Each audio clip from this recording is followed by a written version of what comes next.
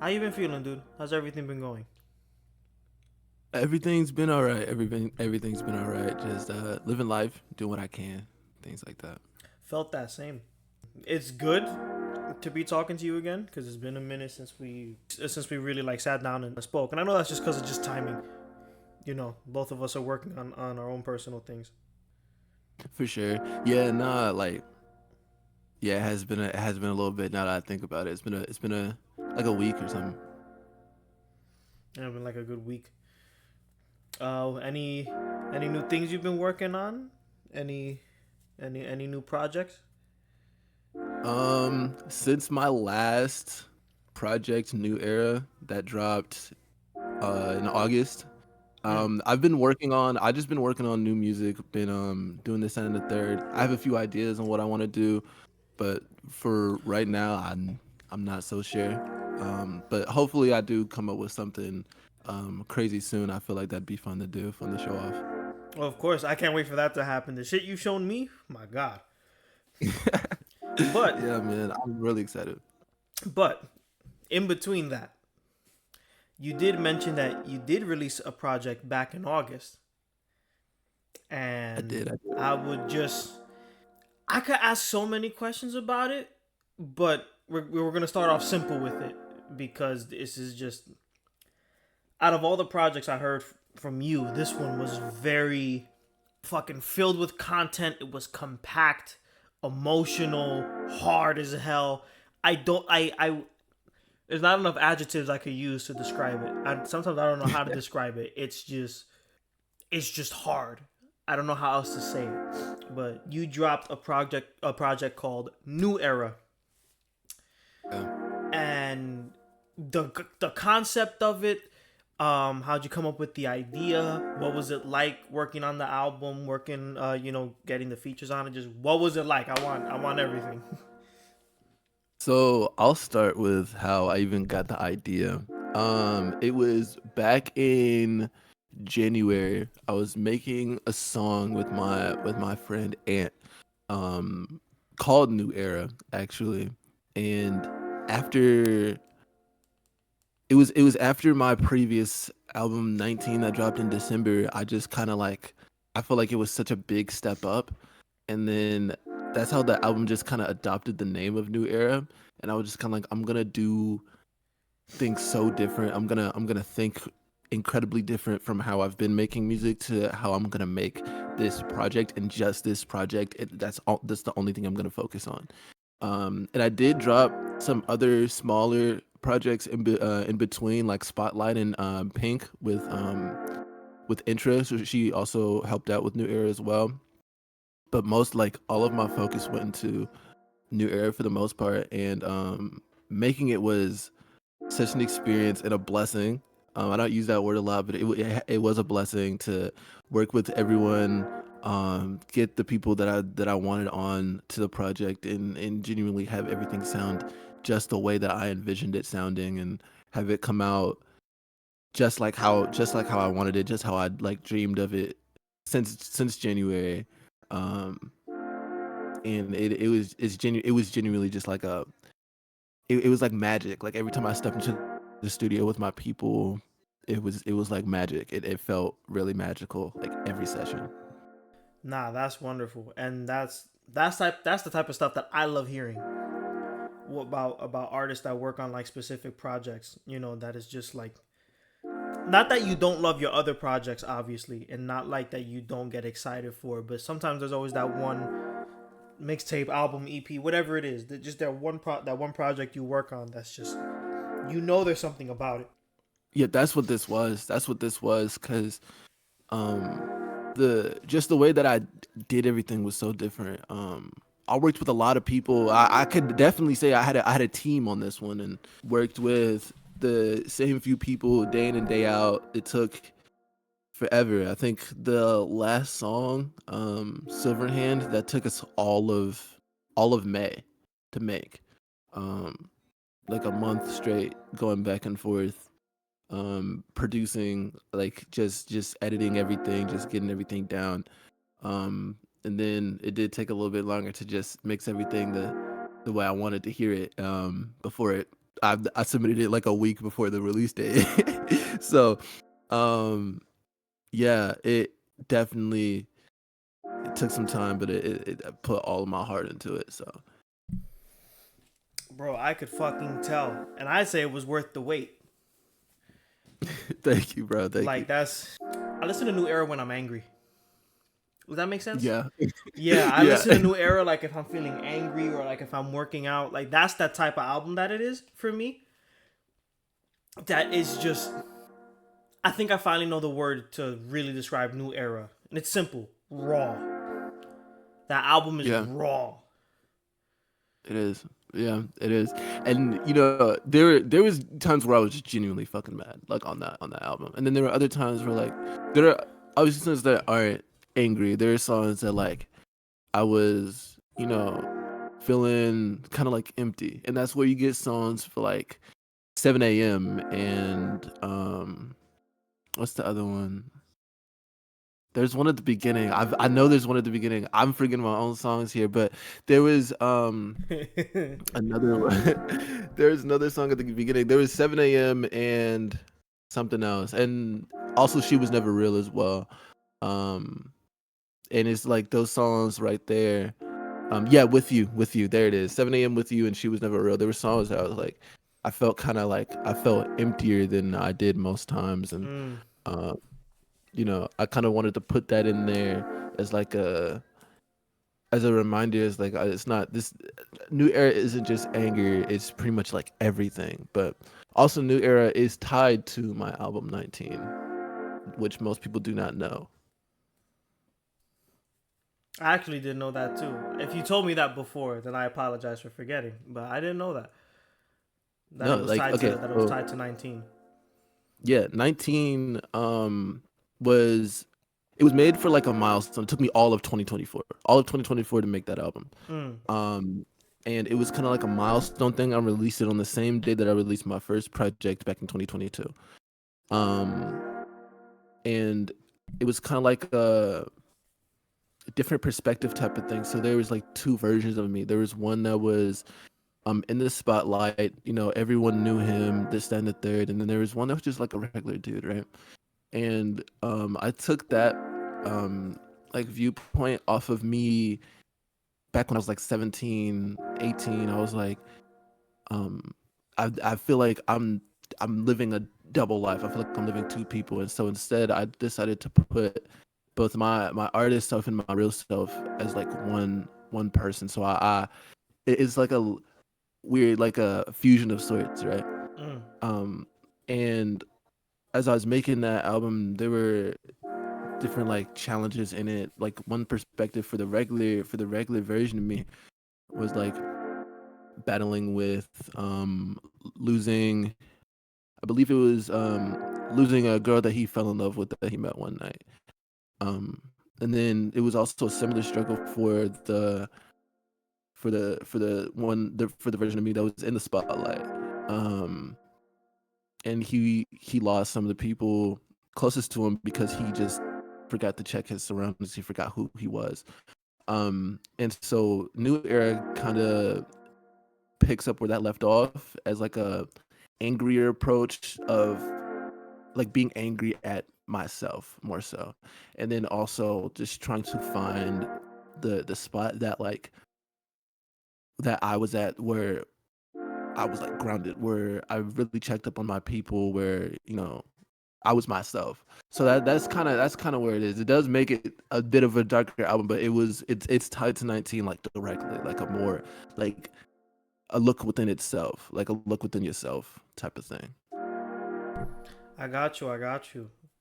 That is very very interesting. This is me. My interpretations of things are very different sometimes. But whenever I listen to, especially after listening to New Era, and now you revealing to me that those two projects are connected, your music is important, and especially to me because of mental health. And the reason I jump to that is because, like, well, one, you using your artistic expression to let go of that anger and to let it loose. because there's a lot of people, and in this case especially men, right? Like especially young men. Unfortunately, we still live in a day and age where there's a lot of older individuals that teach young men that, like, you're only allowed to feel this emotion, and we could sit here all day and talk about how that type of shit affects us. Definitely affected me Yeah. when I was little. I thank God that I never changed to that. But what you talk about, not just New Era, but just those two projects, and the fact that you're not scared to express yourself the way that you do on those records, especially on New Era, I believe it is very, very important. I like to think that there's a kid out there who, especially a young guy, right, that'll probably listen to your music and understand the pain of some songs on that record, and I think, but for a record that sounds so angry, it probably put him at peace. Does that make sense? You Yeah. know, the relation of knowing that he's not alone on dealing with certain forms of heartbreak, or maybe losing people in your life, and or knowing that it's okay to get that anger out, as long as it's done in a good, effective way, and hey, no one's getting hurt from it. Like, it's just that album is powerful. It is very powerful, and it's very important. I think this is just more so just me saying, hey, bro, you did something very special here.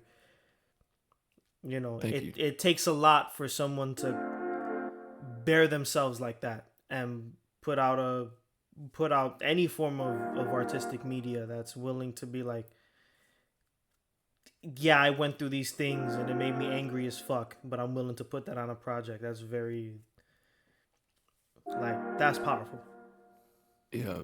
Yeah. It was definitely difficult to do. More so with 19 than the New Era. I feel like it's hard to express things that aren't anger. But I really do hope like whoever finds New Era or just like stumble upon a song or two, like they understand where I'm coming from, because I'm not clear with my messages at all. Like I would rather you feel them than me tell you to feel a certain way, you know? That's why like the songs sound the way that they do. I'm more so like a emotion, like I want you to feel a certain way, not for me to tell you that I'm No, feeling of this course. way. So I really do hope, like, if anyone just finds a random song off New Era or just any song for me in general, that they really do know where I'm coming from, and um that like their emotions are valid. That's really the main thing. Like, your emotions are valid. Whatever Absolutely. you're feeling, whatever you're going through, whatever you're thinking, like you're valid to feel that way. Just find like a healthy way to express that. I know some of my songs I don't express that in healthy ways at all. But putting them in a song is way better than doing what I actually said I was gonna do in those songs. No, that's So that is fair. That's fair as fuck, and that ties back to, just like I said, the whole mental health thing. It's human. We're human. Like, everyone and their mother has had a thought of just like, oh my god, this guy that keeps fucking with me, for example, right? He keeps doing this to me. He's saying shit about my family. He's doing shit, and it's affecting me. This is an extreme example, but it's just like, it's normal to think, ooh, if I get the chance, I'm gonna put my hands on him. Even when deep down, it probably would not go well if shit got to that point, right? And then going into more realistic things, but like before, losing someone very close to you, whether if it's your best friend's not your best friend anymore. You lost your girlfriend, you lost your boyfriend, and you thought that person was the one. Death, grief, and the fact that humans mourn differently. It's very human for some people to just kind of just act irrationally at the moment. And you're speaking to someone who's had plenty of his moments. Me growing up and having to learn how to be better with my emotions sometimes, because something would happen and it would overwhelm me and I wouldn't know how to react. You know, like, yeah, absolutely. I will repeat that I believe your music is important because it shows that other side of healing that a lot of people don't usually pinpoint. At least I don't see people like pinpoint that side of like of anger. You know, again, especially for young men, where it's like there's a way to do it. Is there a right way to do it? I wouldn't say there's an exact right way to do it, but there are wrong ways to use your anger.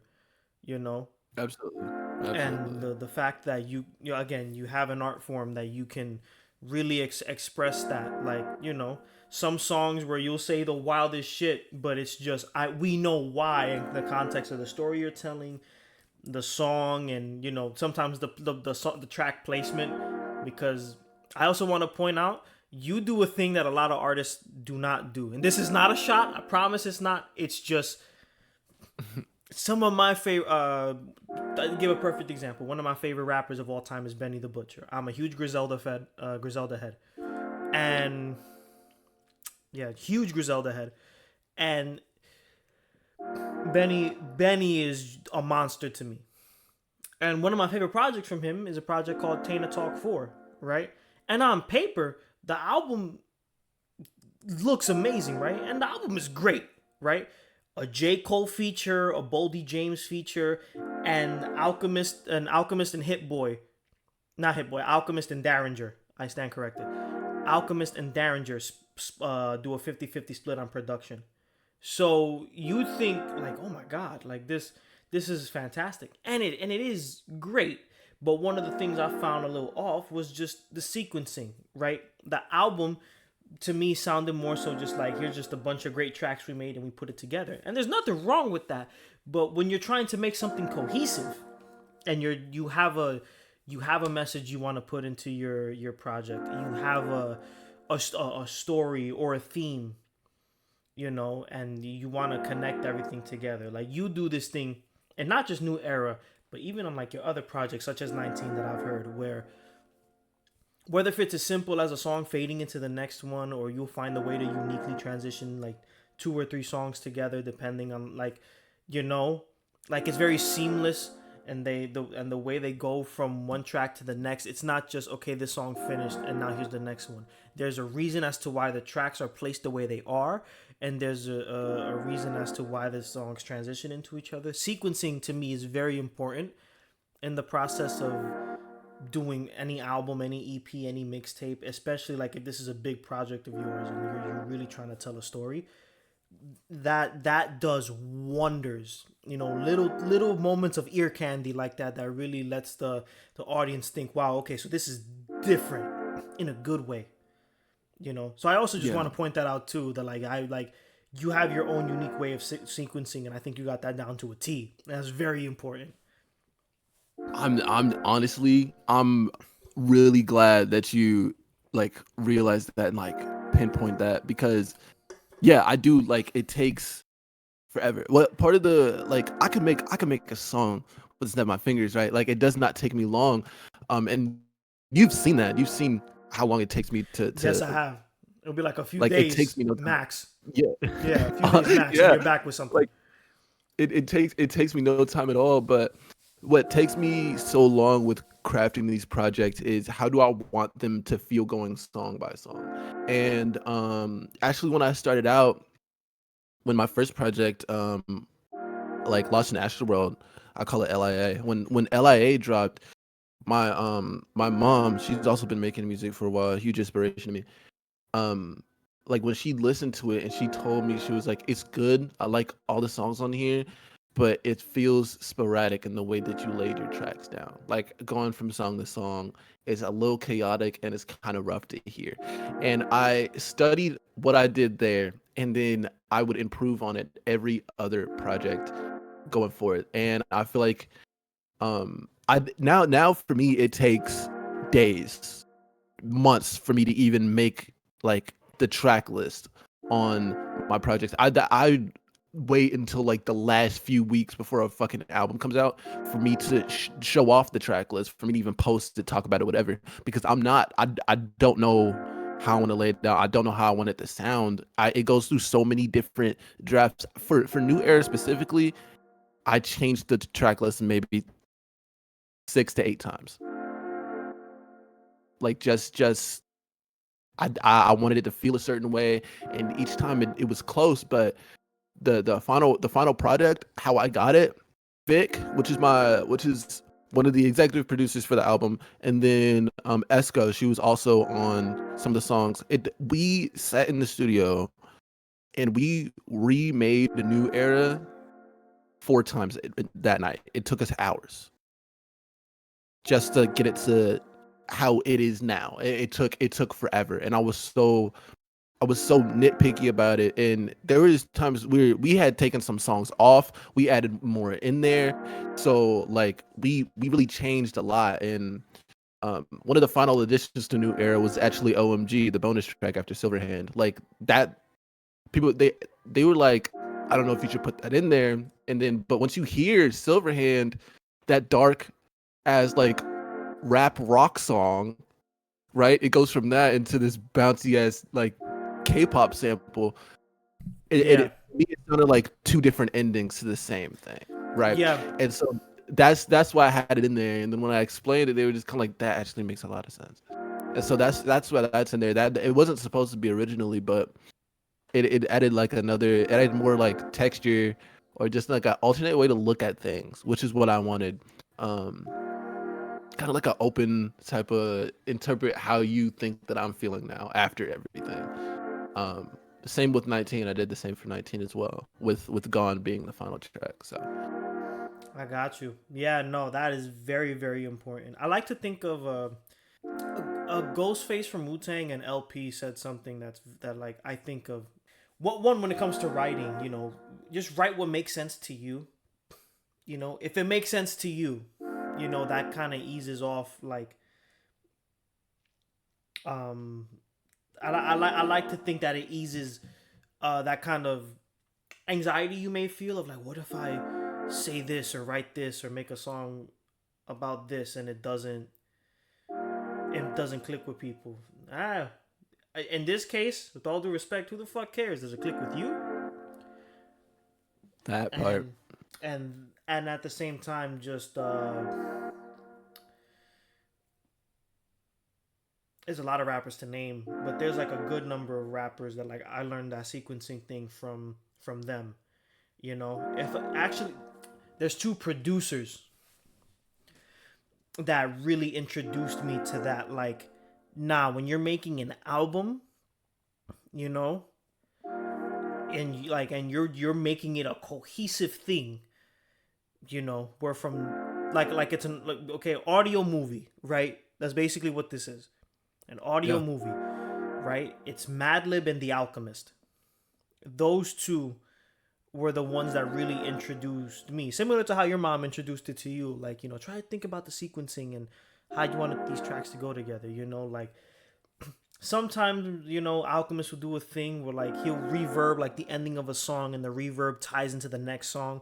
Or Madlib will put like a movie or cartoon sample at the end of a song and it cuts to the next one, but the cut is so seamless and it connects to like, I don't know how they do it. I don't even know how they even came up with these ideas. You know, like I think or like Mad Villainy is one of my favorite albums of all time. Rest in peace, MF Doom. Mm. Some of the transitions on that album are phenomenal. The way like certain things will connect to the next track and how they came up with that idea. And everyone does it differently, right? And hey, like New Era and Mad Villainy are sonically different albums, but that similarity of knowing what tracks to put next to each other, how they're going to transition into each other, how they connect, and how you want that transition to take place, like, yeah. This is basically my elongated way of saying you got that shit in the bag, bro. You got it, Thank you, bro. Thank you, bro. Of It course. took forever. Bring it back just a little bit, or maybe not a little bit because this question is like really back. But basic basic question 101. Was there a specific thing, person, just what was the thing that made you want to rap to begin with? You know, I know you said you started a few years ago, right? 2022 if I'm not mistaken. Yeah, 2022. What was the thing that Um, made you go like, yeah, I want to do this? To be honest, it started off a little bit before my mom. I wanted to started like make beats. I didn't know if I wanted to rap or not, but like 2020, like late 2020, 2021. I wanted to produce, and that didn't go well. But I always wrote poetry, and I was just listening to some music, and I was like, damn, the underground is in shambles right now. Like genuinely, like even like mainstream. I was just kind of like, there. Everyone sounds the same. Everyone sounds like each other, and no one's like doing anything different. And it was kind of boring to listen to. So I started making my own music to give me something to listen to. And then that eventually spiraled to, okay, now I want other people to listen. I want to shake up not only the underground but the mainstream as well. I want to be the new trendsetter. I want to jump forward. I want to show these motherfuckers that y'all boring, and that I got a way to do things way different from the rest of y'all, and really rock the fucking world with it. And my whole thing was like, take the world, because I played Persona 5 a lot, and they said they was gonna take the world. So I was like, yeah, I'm gonna take the world with all my peoples with this music shit to show y'all motherfuckers that y'all not doing shit right. And that's really how it started off. My mom was a big inspiration for that. She's been doing music since she was a kid. She's been helping me out for my entire life, and then with this music shit, she's been helping out the entire time as well. Other inspirations were obviously X, BK the Ruler, Dixie the Don, um, just to name a few. And I was like, I just took that, and I just like, yeah, I'm gonna do my own shit like that. I'm a really just shake shit up. Got you. That's really fucking cool. Really fucking cool. And it's just I'm glad you decided to start rapping and go on this journey, because then I wouldn't have met you. So Yeah, man, it's definitely sent me on a path that I've thoroughly enjoyed. It brought me out of this dark depressive hole that I was in for a while, and it genuinely gave me a way to express myself. That's why my music is so emotional, because it started off with just pure emotion. mm, Um, and yeah, it's just giving me like a light. It's giving me people that I genuinely like value with my whole fucking soul. Like everyone that I've met has genuinely been amazing. I love working with everyone. Just talking with everyone and things like that. So I'm definitely glad I started. Um, I'm glad I'm still going. I plan to keep going. So I ain't stopping no time soon. So I got you. I got you. And I hope you don't stop. It's only going for you. It's only going up from here. There's shit, I another hope so. there's another project I want to talk about that I think is really cool. And this was when I started to really get into your work, right? There's an artist named Entropy, right? I think she's phenomenal. And during that time, I got to get to know the both of you. And then one day, the bomb drops. There's an album called Pink, and it's a collab between the both of you. What was that like? That was insane to me when it happened, and listening to that was a trip. Dude, that okay. So the inspiration for Pink, well, where it came from is, um, I made an album last year with my homeboy, Carmine. He goes by Finest on everything, um, and we made an album, 10 songs in less than 5 days. Right?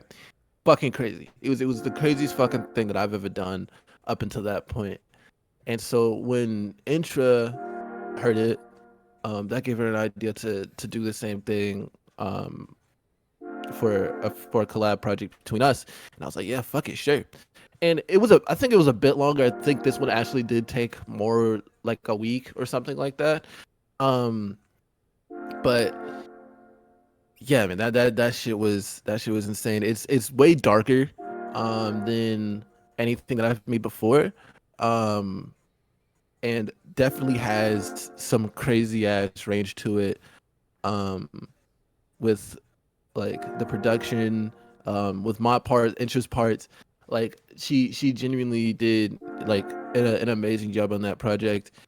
And I just tried to do my parts, obviously, but there's some moments on there that I feel like I really did shine, especially with that darker kind of sound.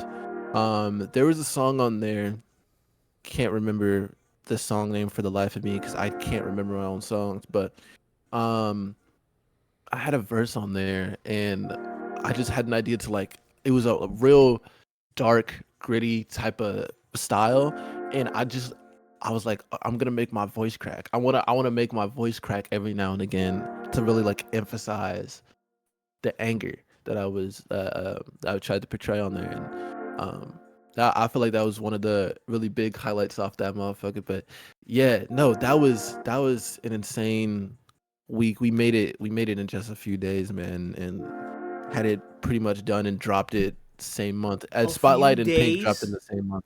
Yeah, Of it was a few days. Nah, I don't believe you. A few fucking days? Yeah, yeah, You're yeah. Hold nuts. on. Yeah, no, it only took maybe a week. Oh, I gotta ask Enter about this when I eventually Deadass, interview her. No fucking way. deadass. Look, so let's see. Yeah, so January we dropped on what February 28th. Yeah, the last song. Yeah, it took a few days. That's it. That's so cool that it dropped on the 28th too. Yeah. Wow. Spotlight and Pink dropped on the same month. I dropped 2 albums in February.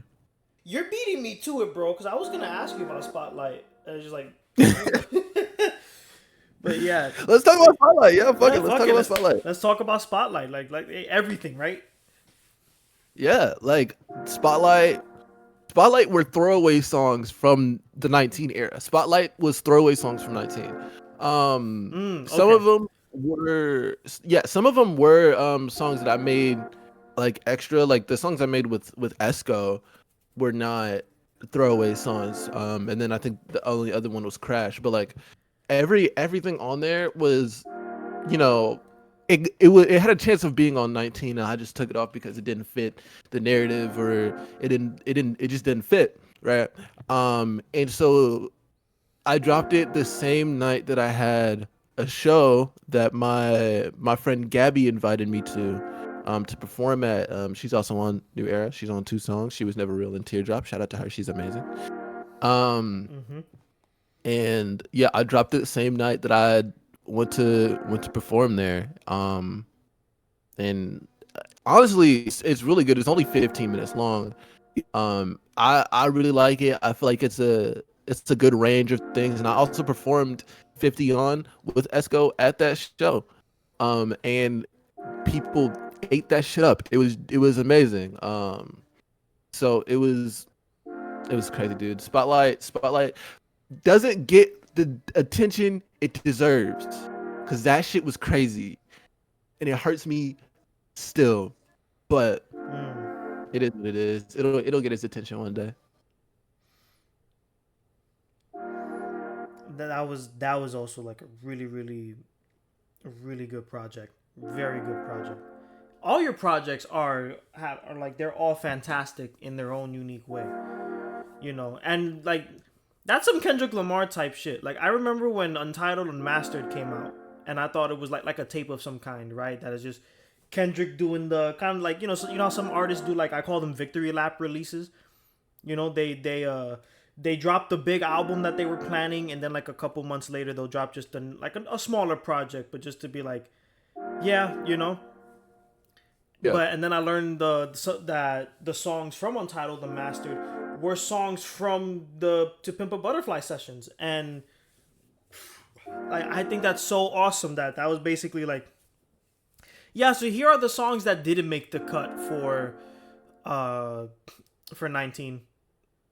You know, I'm gonna release them anyway, yeah, and just as its own small cohesive project. What like that? Listen, that's a flex to me. That is a huge flex to me. That is just like, yeah, I work so much. I just here, just take it. Like, you know, Arm and Hammer does some shit like that. They did it twice, where whenever they're working on a new project or a new release, or they'll just do this every once in a while, that it's just like, here's a combination of songs we made during some sessions that didn't make the cut for projects. We're just gonna turn that into its own project and do a limited vinyl release. Make it a little bit more prestigious. It was called Black Label for the first one, and then White Label for the second, which I get it, drugs, haha. Um,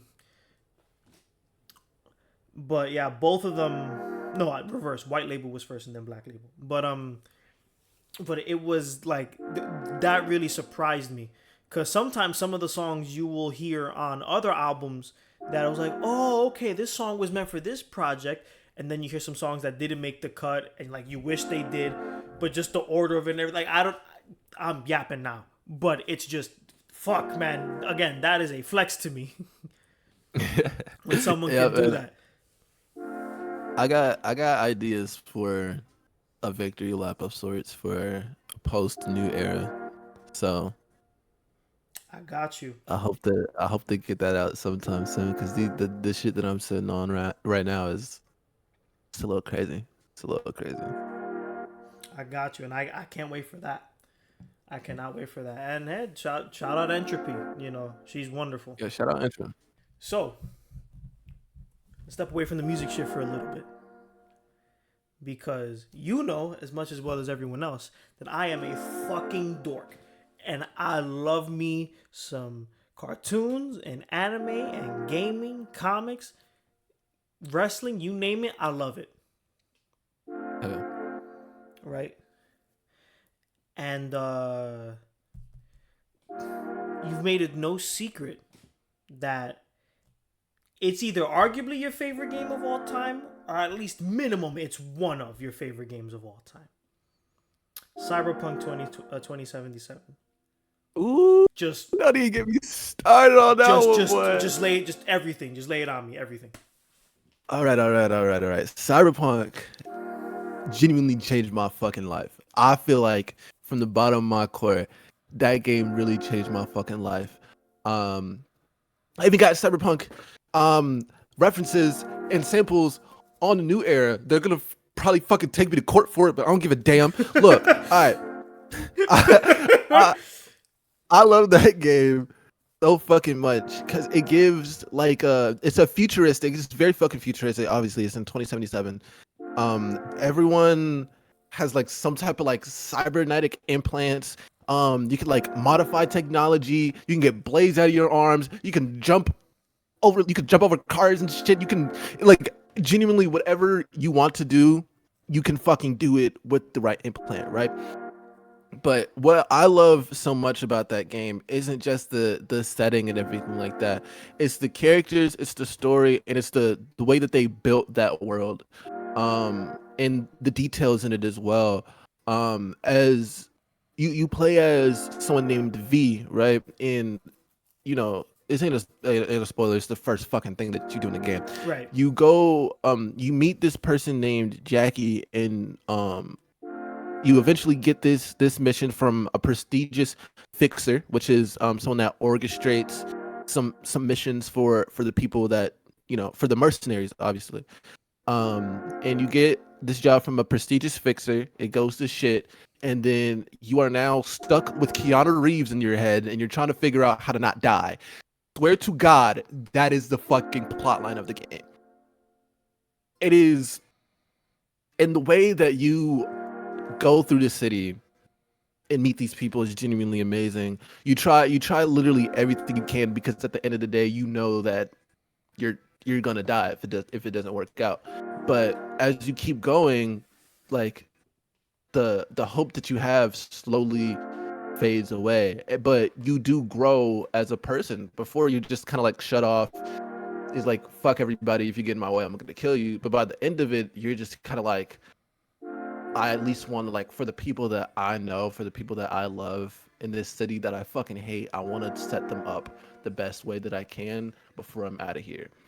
And then even for Johnny Silverhand, which is the person that lives in your head rent fucking free, you even start to care about him, because there's choices in the game. There's a few endings where you sacrifice yourself, you sacrifice Johnny, or whatever. Mm, DLC excluded, like you really fight with that. You fight with Johnny about making those decisions because you don't want anything to happen to him, but you also still want to live your life. You know what I'm saying?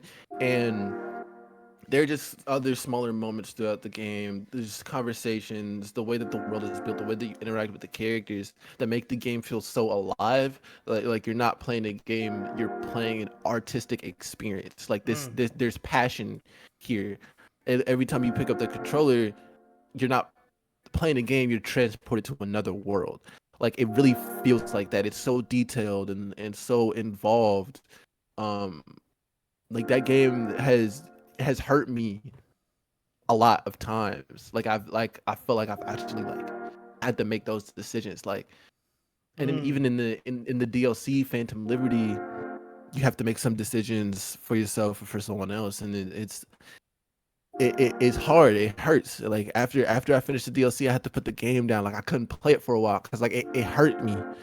Um, and the music in that game is also phenomenal as well. Some high points. I'm gonna say Afterlife. That's a good one. Sampled that one. Take Me to Court. I'm sorry. I also sampled Fumes. That's a good one. Take Me to Court. Night City's also really fucking good. That's one of my favorites.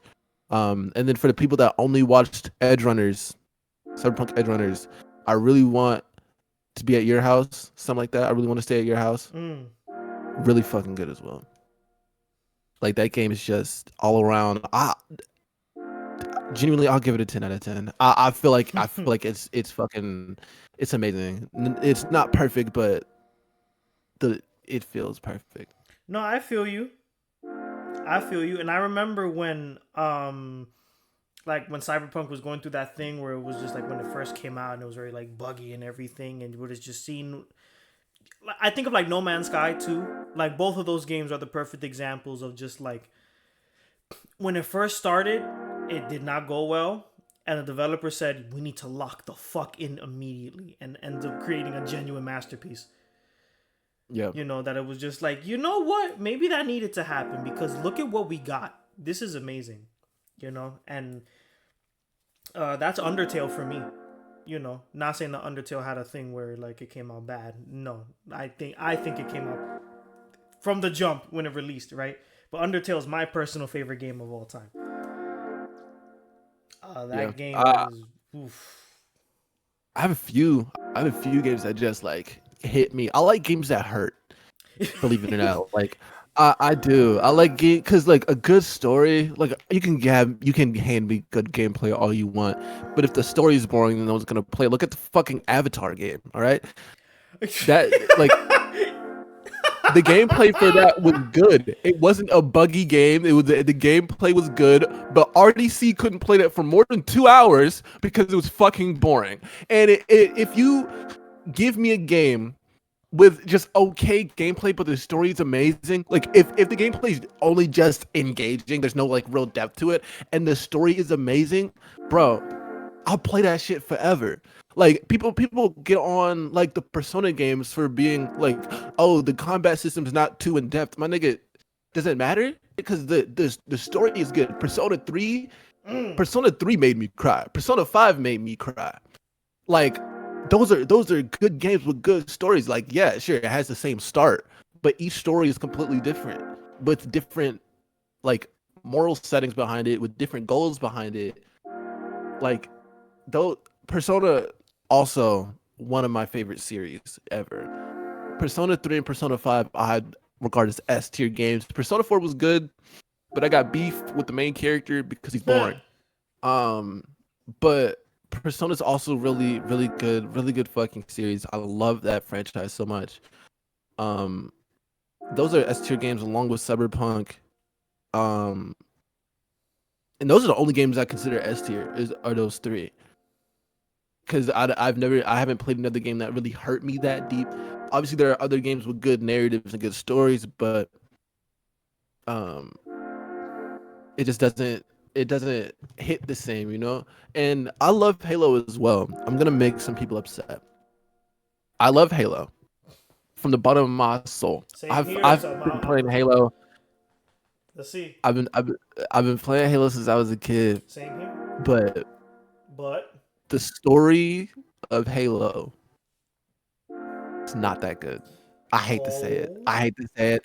It's not that crazy. Like including the it is first 3 games, Halo 2 is one of my favorite games ever. okay. I feel like they lost it after Halo 3. Okay, They lost the plot after there we Halo go. 3. Okay, you They lost the scared plot me. after Halo. I'm saying like Halo as a whole right now, not specific parts. Halo 1 through 3 were fucking flawless. Okay, I can't even lie. Like Halo 3 is my favorite Halo. Um, especially with how they did the flood and everything. Like that was genuinely fucking horrifying. Like the way that they built the flood up through those games, like it was genuinely scary. But after Halo 3, it should have been done because the way that Halo story, the way that I lost the story of Halo shouldn't have happened. Like Halo 4, you could understand Halo 4. Was it engaging? Kinda, because it was Halo. Do you Mesa? Do you remember the story of Halo 4? No. That's the fucking problem. But I bet you remember the story. I knew it. I was waiting. I was like, yeah, no, you're not No, wrong. you don't. You are not You wrong. don't. But I bet you remember the story of Halo 3. I bet you do. And I know for damn sure you don't remember the story of Halo 5 Guardians. You don't. A little bit. All that you know is that there was another nigga trying to take out Master Chief. Exactly. It was That's it. Sergeant Locke. That was it. That's all I remember. It was Sergeant Locke. He had that cool scene with the Arbiter, and that's all I remember. But hey, look at it like that. At least I'll say it's a step up from 4. Slight step up. It really wasn't because the gameplay fell off then. It wasn't.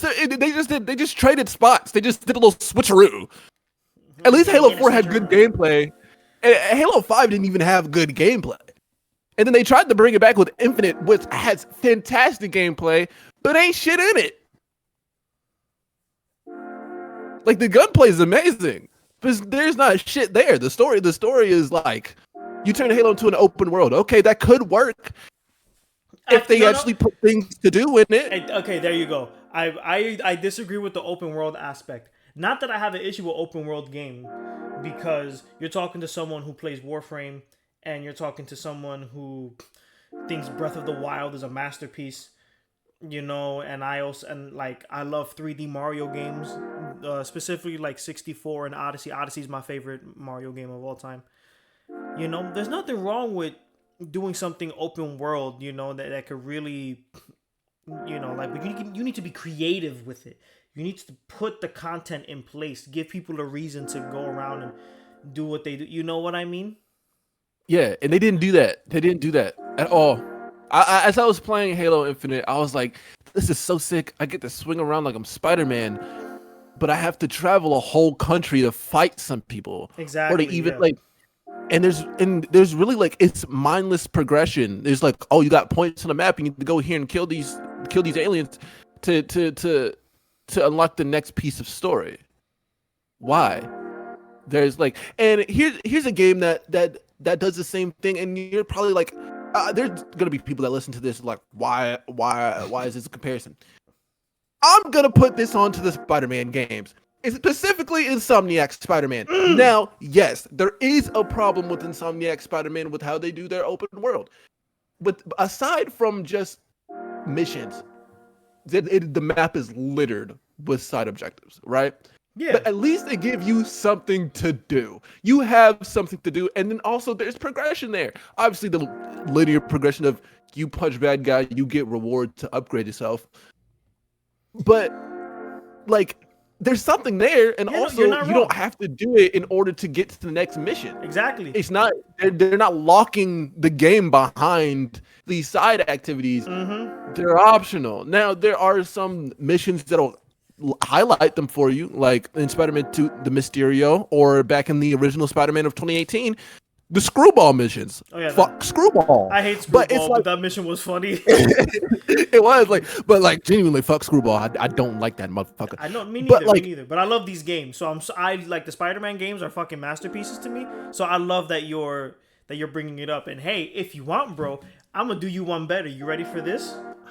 go ahead. Shout out Officer Balls, the Arkham games, Oh my God. specifically City and Night. If we're talking open world, it Yeah, was okay, open Arkham enough. Knight.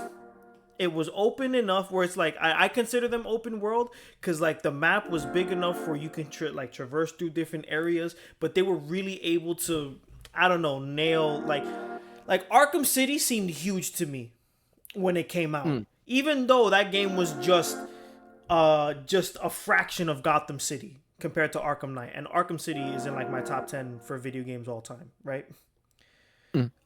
Are like just everything involving that, and the side objectives are really cool. Excuse me, like I don't know how else to describe it, and I want to play Arkham City again now, but just like the way they were able to really touch on that aspect where it was like, sure, there's some linear things in there, but that open world feeling was always cool when you played the OG Arkham games. And in Arkham Knight really did that really fucking well. But also, I'm gonna bring up something else. Assassin's Creed, but specifically Black Flag. Black Flag is a massive fucking game. Now, I haven't played a lot of other Assassin's Creed games, but I know for sure Black Flag is insane. Because not only do you have huge land masses with cities in them themselves, but you have a giant fucking ocean that you patrol in a fucking boat because you're a pirate. Bro, the way that they have that, because it's not just like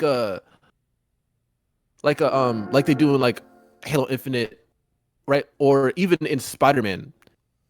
They are optional, but they're needed for progression as well. So it's kind of like, so you start off in Havana, right? And you would have to progress around the Caribbean. But as you're trying to progress through the Caribbean, there are other like Spanish bases and, French ships, you'd have to take them out in order to progress, right? But you could also sneak around them if you want to, because duh, you're an assassin. But they're like, the way that they did that game, I can't really find the right words for it, but I love that game so much.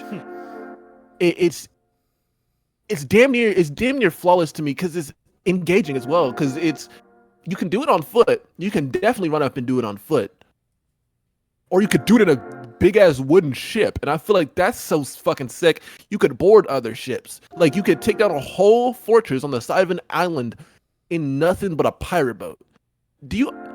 Bro, or you can do it on foot. There's been so many times where I jumped out of my boat, swam up to another ship, and I took it over on feet like a demon. Or I just ran up into a fortress and took it on feet like a demon.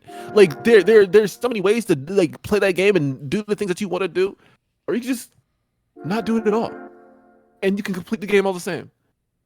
And I feel like that's a fantastic way to do things. But obviously that's back when people actually cared about making good video games. People don't care no more. They just put out whatever the fuck. Well, but this is why if we're gonna, I'll say after this we'll end the thing here. This is why I'm so happy that Silk Song is whooping everyone's ass right now. Oh yeah. Team Cherry said, we know it was like a 7, maybe 8-year wait for this game. We wanted to make sure it was wonderful for all of you guys. So here's a complete game. No worrying about updates or shit like that. No worries about here's the full game. Full experience. $20. Man, I love that. I what a fucking flex. And this was and I remember even before the $20 announcement came out, you had AAA developers being like, yo, delay the game release. Silk Song is coming out. Yeah. Yup, like that's aura to me. It definitely That's is. aura. It definitely is. Yeah. But yeah, my man, thank you. This was amazing. And I after I heard New Era, I wanted to just give you a platform to just really talk about what you do and really get into like just like your artistic process, your music process, why you do what you do. You know, people deserve to hear what you do, you know, and I'll fight anyone. I'm your number one fan. I don't care who says what. Two, I believe it in you know, you give it a few years, you're selling out fucking stadiums. I can see it. The way you're building yourself up. I 100% believe it. Keep going. Granted, I'm sure you didn't need me to tell you that, but please. Nah, keep fucking recently, going. I really appreciate that shit, bro. Like I really do. I hope you're correct. I hope you're correct. I'm gonna keep working. I'm gonna keep doing my shit. I got a show coming up in November. I hope that goes well. And I got a lot more cool shit up my sleeve. So whoever listens to this thing like, oh, I kind of want to check this dude out. I'm right here, and I ain't going nowhere. I hope you listen, and I hope you like what I do. And then also for any other artist out there that is nervous to really take that first step, or if you are genuinely lost and you don't know what to do, just keep going and just keep creating. And if you're scared to like show your art or to release that song, just have fun. Give a fuck if it's ass. Do it for yourself. If you like it, then do it. If you think it'll be so different and no one's ever seen it before, then show it off. If you are nervous and if you are scared, you're gonna continue to be nervous and scared. So why not tackle that to do what you want to do? Don't let fear control you. You control the fear. I agree. Wisdom from Meso. From Meso. The fucking goat. Yeah. Thank you, man. I really appreciate it. Thank you for your time. Of course, man. Anytime. Are you going into space someday? As good as you are, I'm sure you'll be okay. What do you think you're going to be doing up there? Treasure hunting? Bounty hunting? Or are you just going to be a romantic and look for adventure? Got beef? Take it up with my advisors. Killing beats is my right by birth. Went from selling tree to multiply my worth. To people buying verses. Perfect the performance.